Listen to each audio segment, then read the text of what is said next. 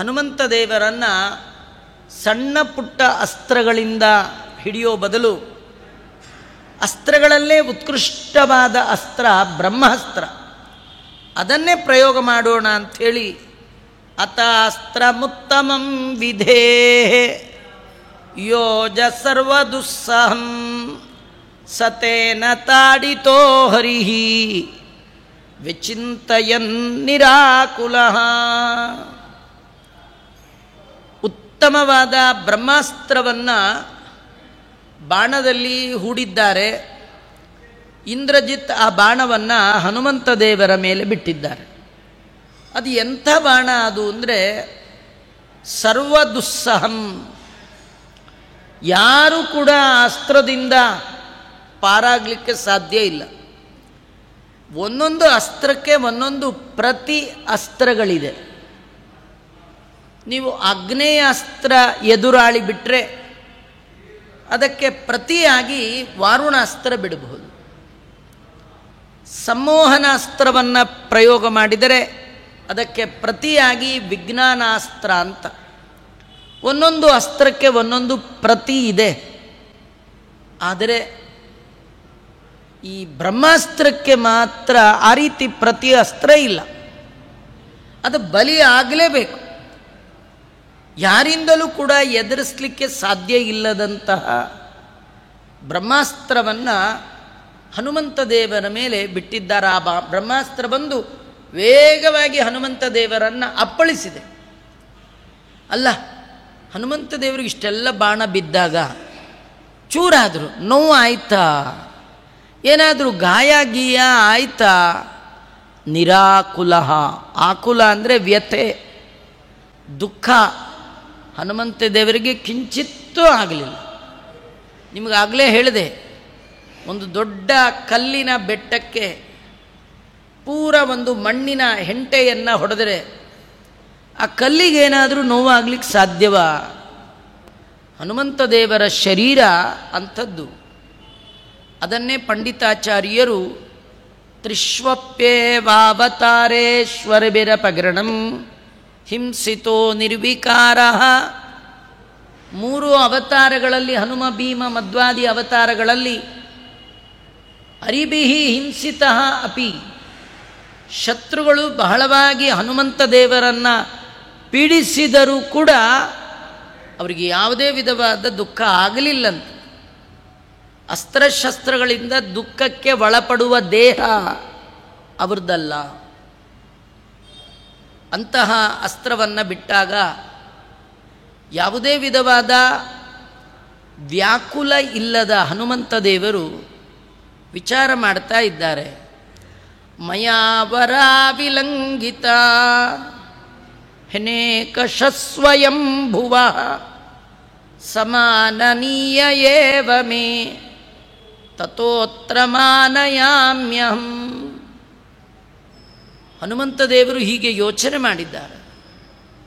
ನಾನು ಅನೇಕ ಬ್ರಹ್ಮದೇವರ ವರವನ್ನು ಮೀರಿದ್ದೇನೆ.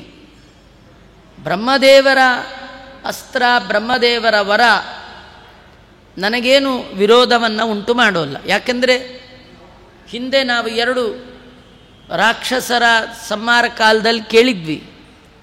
ಸಿಂಹಿಕೆಯನ್ನು ಹನುಮಂತ ದೇವರು ಸಂಹಾರ ಮಾಡಿದರು. ಆದರೆ ಸಿಂಹಿಕೆಗೆ ವರ ಇತ್ತು ಬ್ರಹ್ಮದೇವರಿಂದ ಅವಧ್ಯತ್ವ ಅಂತ.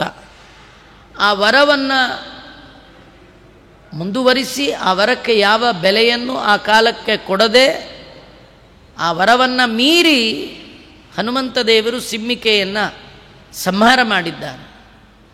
ಅನೇಕ ಬಾರಿ ಬ್ರಹ್ಮವರವನ್ನು ಮೀರಿದ್ದೇನೆ. ಆದರೆ ಮಾನನೀಯ ಏವ ಮೇ, ನನಗೆ ಬ್ರಹ್ಮದೇವರು ಮಾನನೀಯರು ಅಂದರೆ ಮಾನ್ಯರು, ಸಮ್ಮಾನ ಮಾಡಲಿಕ್ಕೆ, ಗೌರವ ಕೊಡಲಿಕ್ಕೆ ಯೋಗ್ಯರಾದವರು. ಅವರಿಗೆ ಗೌರವ ಕೊಡಬೇಕು.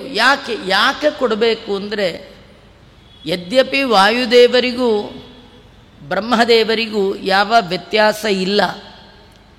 ಆದರೆ ಒಂದೇ ಒಂದು ಕಲ್ಪ ಸಾಧನೆಯ ಹಿರಿತನ ಬ್ರಹ್ಮದೇವರಲ್ಲಿದೆ. ಈಗಿನ ವಾಯುದೇವರು ಮುಂದೆ ಬ್ರಹ್ಮಕಲ್ಪಕ್ಕೆ ಮುಂದಿನ ಕಲ್ಪಕ್ಕೆ ಬ್ರಹ್ಮದೇವರಾಗಿ ಹೋಗ್ತಾರೆ. ಆದರೆ ಈಗ ಆಲ್ರೆಡಿ ಯಾರು ಬ್ರಹ್ಮದೇವರಿದ್ದಾರೆ, ಈಗಿರುವ ವಾಯುದೇವರಿಗಿಂತೂ ಸರ್ವೀಸಿನಿಂದ ಅವರು ಜಾಸ್ತಿ, ಒಂದು ಕಲ್ಪ ಹೆಚ್ಚು ಸಾಧನೆ ಅವರು. ಆ ನಿಟ್ಟಿನಲ್ಲಿ ಅವರಿಗೆ ಮಾನ್ಯತೆಯನ್ನು ಕೊಡಬೇಕಾದ್ದು, ಸಮ್ಮಾನವನ್ನು ಮಾಡಬೇಕಾದ್ದು ನನ್ನ ಕರ್ತವ್ಯ. ಆ ಬ್ರಹ್ಮದೇವರಿಗೆ ನಾನೀಗ ಸಮ್ಮಾನ ಮಾಡ್ತೇನೆ ಅಂತ ಆ ಬ್ರಹ್ಮದೇವರ ಅಸ್ತ್ರಕ್ಕೆ ಸಿಕ್ಕಿಕೊಂಡವರಂತೆ ಹನುಮಂತ ದೇವರು ನಟನೆ ಮಾಡ್ತಿದ್ದಾರೆ. ಆ ಬ್ರಹ್ಮಾಸ್ತ್ರ ಬಂದು ಅದು ಬಿಡುವಾಗಲೇ ಆ ಅಸ್ತ್ರಕ್ಕೆ ಇವರ ಪ್ರಾರ್ಥನೆ, ಇಂದ್ರಜಿತುವಿನ ಪ್ರಾರ್ಥನೆ, ಆ ಕಪಿಯನ್ನು ಬಂಧನಕ್ಕೆ ಒಳಪಡಿಸಲಿ, ಕಟ್ಟಾಕಲಿ ಹೋಗಿ ಈ ಅಸ್ತ್ರ ಅಂತ ಬ್ರಹ್ಮದೇವರ ಮಂತ್ರದಿಂದ ಅಭಿಮಂತ್ರಿಸಿ ಒಂದು ಅಸ್ತ್ರವನ್ನು ಬಿಟ್ಟರೆ ಹಗ್ಗ ರೂಪದಲ್ಲಿ ಬಂದು ಹನುಮಂತ ದೇವರನ್ನು ಬಂಧನ ಮಾಡ್ತಾ ಇದೆ. ಹನುಮಂತ ದೇವರು ಏನು ಬಂಧನಕ್ಕೆ ಒಳಗಬೇಕಂತಿಲ್ಲ ಅವರು, ಆದರೂ ಬ್ರಹ್ಮದೇವರ ಮಂತ್ರಕ್ಕೆ ಮಾನ್ಯತೆ ಕೊಡಬೇಕು ಹೇಳಿ ಬಂಧಿಸಲ್ಪಟ್ಟವರಂತೆ ಹಾಗೆ ನಿಂತು ಬಿಟ್ಟಿದ್ದಾರೆ. ಅಲ್ಲ, ಇಷ್ಟು ಜನರನ್ನು ಹನುಮಂತ ದೇವರು ರಾವಣನ ಕಡೆಯವ್ರನ್ನ ಸಂಹಾರ ಮಾಡಿದ್ದಾರೆ. ಈ ಹನುಮ ರಾವಣಂಗೆ ಸಿಕ್ಕರೆ ರಾವಣ ಬಿಡ್ತಾನ? ಏನೋ ಅವರು ಇವರು ಕೊಂದಿದ್ರೆ ಪರವಾಗಿಲ್ಲ, ಸ್ವಂತ ಮಗನ್ನೇ ಕೊಂದುಬಿಟ್ಟಿದ್ದಾನೆ ಹನುಮ. ಸಿಕ್ಕಾಕ್ಕೊಂಡ್ರೆ ಏನಾಗತ್ತೆ ಅಂತ ಯೋಚನೆ ಬೇಡ. ಹನುಮಂತ ದೇವ್ರ ಯೋಚನೆ ನೋಡಿ, ಅವರೇನಂತಾರೆ, ನನ್ನ ಕಟ್ಟಾಕಿ ಹಿಡ್ಕೊಂಡು ಹೋಗಿ ಅದೇನು ಮಾಡ್ತಾರೋ ನೋಡೇ ಬಿಡ್ತೀನಿ ಅಂದರು. ಇದಿನ್ನೂ ಧೈರ್ಯ,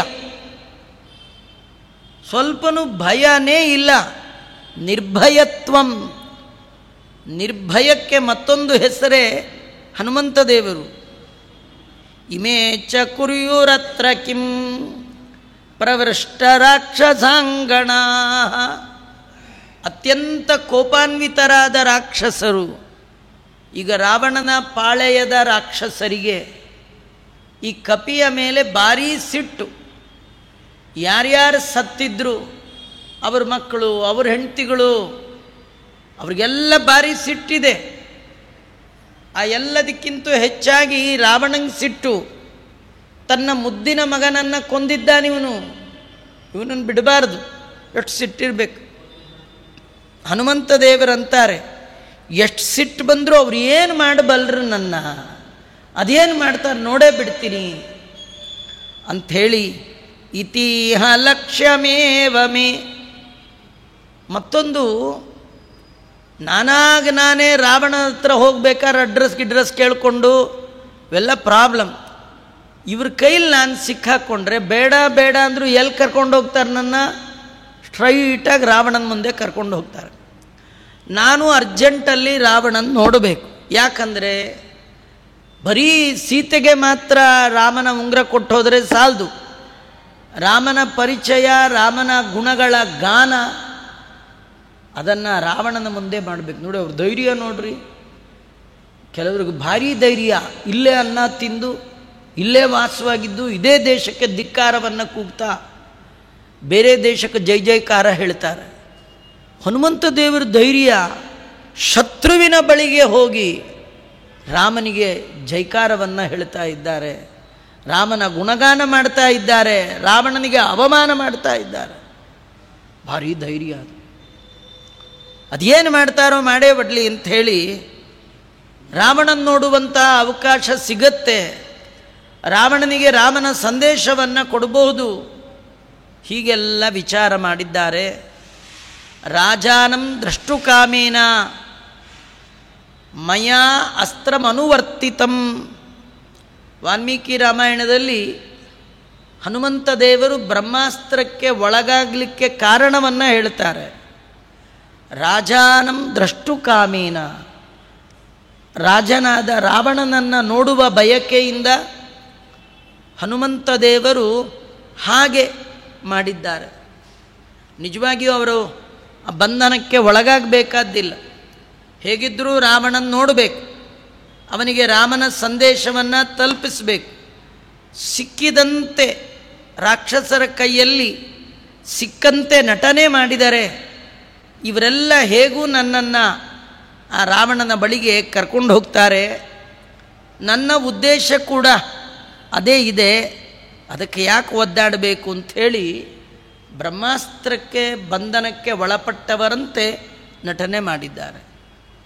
ಯಾವಾಗ ಬ್ರಹ್ಮಾಸ್ತ್ರಕ್ಕೆ ಸಿಕ್ಕು ಕಪಿ ಹೀಗೆ ನಿಂತ್ಕೊಂಡು ಬಿಡ್ತೋ ಇಂದ್ರಜಿತ್ತಿಗೆ ಭಾರಿ ಆನಂದ ಆಗೋಯ್ತು. ಕೆಲವರು ಟಾಸ್ ಗೆದ್ದೇ ಮ್ಯಾಚೇ ಗೆದ್ದಟ್ಟು ಸಂತೋಷ ಪಟ್ಬಿಡ್ತಾರೆ.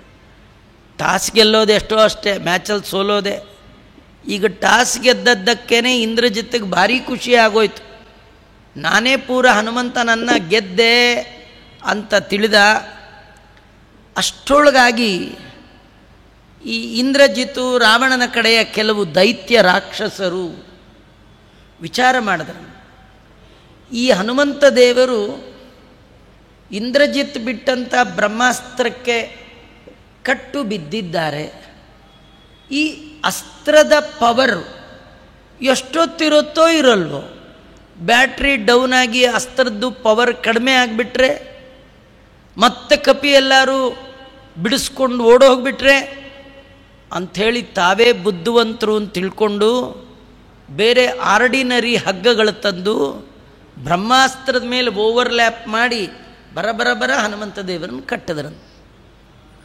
ಯಾವಾಗ ಬ್ರಹ್ಮಾಸ್ತ್ರದ ಮೇಲೆ ಈ ಅಸ್ತ್ರವನ್ನು ಹಗ್ಗವನ್ನು ಕಟ್ಟಿದ್ರೂ ಬ್ರಹ್ಮಾಸ್ತ್ರಕ್ಕೆ ಅವಮಾನ ಆಯ್ತಂತೆ.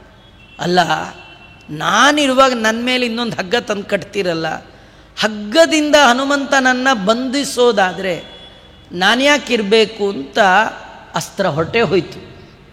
ಅಸ್ತ್ರ ಇಲ್ಲ. ಇದಂ ಸಮೀಕ್ಷ ಬದ್ಧವತ್ ಸ್ಥಿತಂ ಕಪೀಂದ್ರಮಾಶುತೆ ಬಬಂಧುರನ್ಯಪಾಶಕೈ ಜಗಾಮಚಸ್ತ್ರಮಸ್ಯ ತತ್. ಬೇರೆ ಹಗ್ಗವನ್ನು ತಂದು ಯಾವಾಗ ಹನುಮಂತ ದೇವರನ್ನು ಬಂಧನಕ್ಕೆ ಒಳಪಡಿಸಿದರೋ ಆಗ ಹನುಮಂತ ದೇವರ ಸುತ್ತು ಇದ್ದ ಬ್ರಹ್ಮಾಸ್ತ್ರ ಇದು ನನಗೆ ಮಾಡಿದ ಅವಮಾನ ಹೇಳಿ ಹನುಮಂತ ದೇವರನ್ನ ಬಿಟ್ಟು ಹೊರಟೋಯ್ತು. ನಿಜವಾಗಿ ಬ್ರಹ್ಮಾಸ್ತ್ರಕ್ಕೆ ಸಿಲುಕದ ಹನುಮ ಮಾರ್ಕೆಟಲ್ಲಿ ಸಿಗೋ ಹಗ್ಗಕ್ಕೆ ಸಿಕ್ಕಾಕೊಳ್ತಾನ. ಬುದ್ಧಿ ಬೇಕು. ಬುದ್ಧಿ ಇಲ್ಲದ ಜನ ಬುದ್ಧಿವಂತರಲ್ಲಿಯೇ ಬುದ್ಧಿವಂತನಾದ. ಬುದ್ಧಿರ್ಬಲಂ ಯಶೋಧೈರ್ಯಂ, ಬುದ್ಧಿಗೆ ಮತ್ತೊಂದು ಹೆಸರಾದ ಹನುಮಂತನನ್ನು ಹಿಡ್ಕೊಂಡು ಹೊರಟಿದ್ದಾರೆ. ಹೇಗೆ ಹೊರಟರು, ಎಲ್ಲಿಗೆ ಹೊರಟರು, ಯಾರ ಹತ್ರ ಕೂಡಿಸಿದ್ರು, ಏನು ಮಾತಾಡಿದ್ರು ಮತ್ತೆ ನೋಡೋಣ ಅಂತ ಹೇಳ್ತಾ ಶ್ರೀಕೃಷ್ಣಾರ್ಪಣಮಸ್ತು.